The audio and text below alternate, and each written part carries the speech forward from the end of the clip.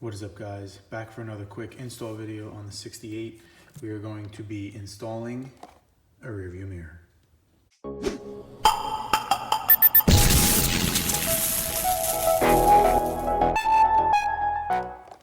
Okay, so I'm hoping that third time's gonna be the charm. So here's the 68, as you guys know. I had purchased it. It did not have a rear view mirror on it when I had purchased it. So it was, a race car.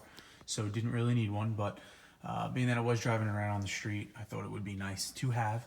So I had installed it with the Permatex kit that I'm gonna show you here, and it had fallen off right away, the metal button. So then I had Safelite come out when they were replacing the windshield on the Cobra, and they used their stuff and it fell again after a week or so. So I noticed that the windshield was kind of slick. I don't know what type of residue was on it. I had used alcohol and things like that. It wasn't working. So I degreased where the button was installed.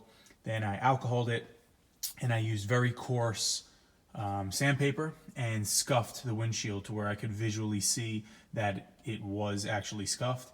And then I used some alcohol again and then followed the instructions. So we're gonna hope that the third time is the charm. As of now, it's been on for 15 minutes or so, and it is holding, which is better than the first time. So I'm just gonna go over a rundown on how to install a rear view mirror on basically any universal application, but on my 68 specifically.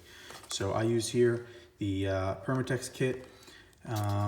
This is the complete repair system kit, and so far it seems like it's working pretty good. The part number is 09102.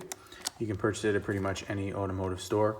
So what is included in it, I have everything here, is the instructions, which for once I actually followed step by step. And then you get sandpaper, the actual adhesive here. This is your promoter, and then 2 alcohol prep pads. So what you need to do first is, if you do not have one like me, just take that metal button. You are going to lie this on a flat surface, and you're gonna take that button and sand it. If you do it that way, it's gonna keep it nice and smooth and flat rather than holding it.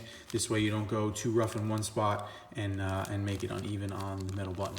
So you're gonna sand that good, then you're gonna wipe it with the alcohol. Then you're gonna go to the windshield. If you choose to sand it where I needed to, you're gonna sand that as well. On the outside, you're gonna mark it, which mine is removed now, but I measured the center, which I was able to go right off in the molding, came down here, put a little piece of painter's tape, or you could use a marker, and I marked right where I was going to be putting the button, so I know. So from there, once it's all good, you scuff that, then you're gonna wipe that as well with the alcohol pad that they provided you. And then you are going to use this applicator here. You peel this open here, it stays within the packet, just like the instructions will show on step 5. And then you're going to apply the applicator on the back of the metal button, as well as on the windshield. Then you quickly crack this open. You just need 1 drop. You cut the hose once you take the cap off. Put 1 drop right in the middle of the button and adhere the button right to the windshield. Hold it there for about a minute, keeping good pressure on it. And then it says not to mount the actual mirror on for at least 30 minutes.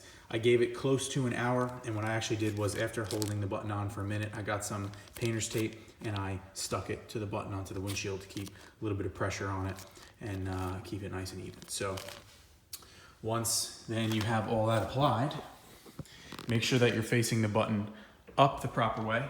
So usually the spherical part goes up and the square part faces down. Then you just slide the mirror right on, and it has 1 retaining screw that you just go in there, which keeps the mirror arm affixed to the button. Tighten her down and then adjust accordingly. So this is what it looks like now with the rear view mirror. Hopefully it stays. The kit seems to be pretty good. My recommendation is just do not buy an old kit. If you're going to a parts store, make sure it's not dusty. When I had talked to one of the Permatex workers, they had said sometimes the kits are old and then these things wind up failing. The applicator won't work properly. The adhesive isn't good. So make sure that you get or order a newer kit. Try not to get an old or used one that's 10 years old, because the products might not work properly. So hopefully that helps you guys. If anyone's considering this kit on one of their classic Mustangs or pretty much any universal application.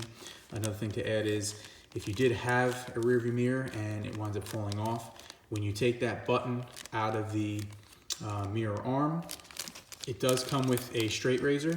You're gonna wanna scrape and get any of the big old adhesive off that you can, and also then sand that down a little extra, and you'll be able to get it all off and do a nice circular motion with the sanding. You'll see it's all scored up nice, and then you can clean it, but you can use a razor blade to get any of the old adhesive off as well and start peeling away at that. So hopefully that helps anybody out. Recommend using some gloves as well. You don't want that adhesive and applicator on your fingers. And hopefully third time will be the charm.